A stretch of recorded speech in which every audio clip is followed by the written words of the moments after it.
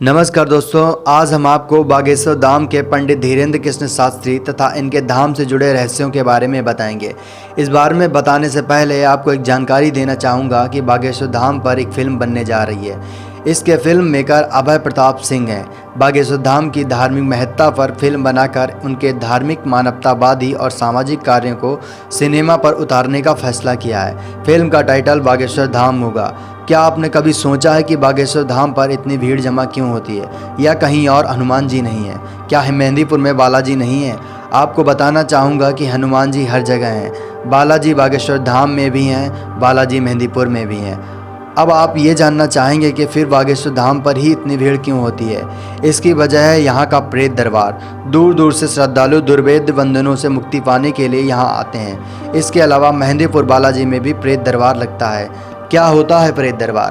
प्रेत दरबार में वे सभी लोग आते हैं जो किसी न किसी प्रकार नकारात्मक शक्तियों के जाल में फंसे हैं। अब आप ये कहेंगे कि साइंस भूतों को नहीं मानता, तो मैं आपको बताना चाहूँगा कि साइंस के मानने या ना मानने से प्रकृति में मौजूद किसी वस्तु का या किसी का अस्तित्व खत्म नहीं होगा। इस ब्रह्मांड में कुछ चीज़ें ऐसी हैं जिन्हें सिर्फ महसूस किया जा सकता है, इन्हें आँखों से देखा नहीं जा सकता। आप ही सोचिए, एक छोटा सूक्ष्म जीव माइक्रोप्लाज्मा, जिसे हम नेक्ड आइज से नहीं देख सकते हैं, जिसे देखने के लिए माइक्रोस्कोप का प्रयोग किया जाता है, तो हम आत्माओं को कैसे देख सकते हैं? वैसे भी आत्मा हमारे शरीर में प्रवेश करते ही एक ऊर्जा के रूप में कार्य करती हैं, और ऊर्जा को सिर्फ महसूस किया जा सकता है, देखा नहीं जा सकता। इसके अलावा आखिर प्रेत दरबार में इनका इलाज कैसे होता है? इन प्रेतों का इलाज करने के लिए हनुमान जी की सेना होती है, जो इनकी आत्माओं को पीड़ा देती है, जिसका असर भी दरबार में आपको देखने को मिल जाएगा। ये सबसे बड़ा कारण है जिसकी वजह से बागेश्वर धाम में भीड़ होती है। इसके साथ साथ दरबार में ऐसे भी लोग आते हैं जिनके पास इतना पैसा नहीं है जिससे वो मेडिकल साइंस की मदद लेकर खुद को ठीक कर सकें।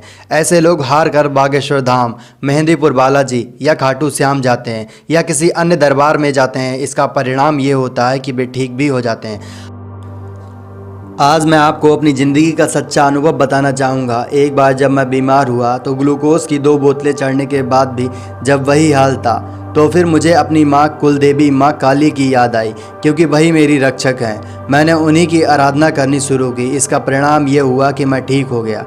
ऐसा मेरे साथ एक बार नहीं हुआ, जब बीमार हुआ। जब भी बीमार होता हूँ तो माता काली को याद करता हूँ, वो हमेशा अपनी कृपा मेरे ऊपर बरसाती हैं।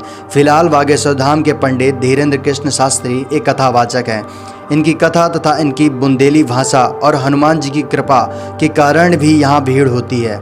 दरबार हनुमान जी का जहाँ लगता है वहाँ लोग पहुँच जाते हैं। भीड़ की मुख्य वजह है इनकी पर्ची। पत्रकारों से लेकर कई नेताओं ने भी इनकी जड़ें हिलाने की कोशिश की, लेकिन परिणाम उल्टा हो गया। इनकी जड़ें ना हिली, लेकिन उनकी जड़ें उखड़ गईं। कई पत्रकारों ने छिपकर पत्रकारिता की, लाइव की, हर तरफ से पंडित धीरेन्द्र कृष्ण जी को गिराने की कोशिश की, लेकिन इनके सामने पत्रकारिता भी नतमस्तक हो गई। ये किसी भी व्यक्ति की समस्या को तथा उनसे संबंधित निदान बता देते हैं।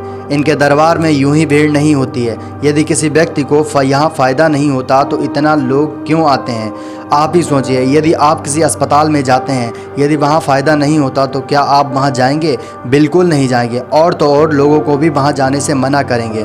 फिर तो ये दरबार है। इनके द्वारा पत्रकारिता की जड़ें हिलाना तथा खुला चैलेंज देना, तथा ये खुद अपने आप को बाबा नहीं धीरेन्द्र कृष्ण शास्त्री मानते हैं।